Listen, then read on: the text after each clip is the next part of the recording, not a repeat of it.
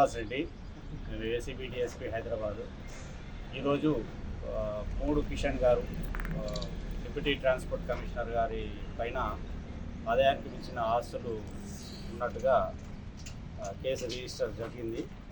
దాని ప్రకారంగా వారి ఆదాయ ఆస్తులతో పాటు ఈరోజు వారి కార్యాలయాన్ని కూడా సోదా చేయడానికి మహబూబ్నగర్ జిల్లాలో ఉన్న డిప్యూటీ ట్రాన్స్పోర్ట్ కమిషనర్ ఆఫీస్కి రావడం జరిగింది. సోదాలు చేస్తున్నాము. కంప్యూటర్లో కానివ్వండి, సంబంధించిన డెస్క్లో వాల్మిరాస్లో ఏమేమి ఉన్నాయో చెక్ చేస్తున్నాం. ఫిర్యాదులు ఉన్నాయి. కేసు రిజిస్టర్ అయింది. ఆదాయానికి మించిన ఆస్తులు ఉన్నాయని కేసు ఎక్కడెక్కడ అనేది చెప్పడానికి ఉండదు. నేను ఇక్కడ చేస్తున్నా. అంటే ఇక్కడ ఇప్పటివరకు ఎంతవరకు రికవరీ చేస్తారు? అంటే ల్యాండ్ పరంగా రికవర్ చేస్తున్నారు, డబ్బుల పరంగా రికవర్? ಇಲ್ಲ ఇంకా చెక్ ఇప్పుడే కదా స్టార్ట్ చేసినాం. ఇప్పుడే రావడం జరిగింది. చేస్తున్నాము.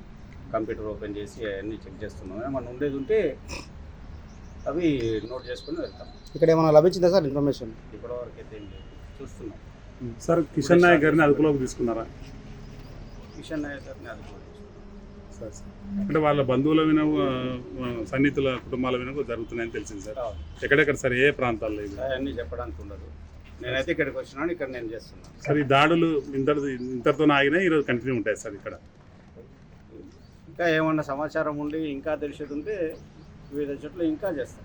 అంటే సార్ స్పెసిఫిక్గా సమాచారమా, లేకపోతే రొటీన్గా జరిగిన తనిఖీల్లో భాగంగా ఈ అవినీతి వెలుగులోకి వచ్చింది? కేసు రిజిస్టర్ అయింది సార్. కేసు రిజిస్టర్ అయింది. దాని మీద ఫిర్యాదుదారు ఎవరైనా ఉన్నారా సార్? అట్లా ఏమన్నా సమాచారం ఉందా సార్ స్పెసిఫిక్? అట్లా మీరు అడగద్దు, మేము చెప్పొద్దు. Okay sir, thank you sir.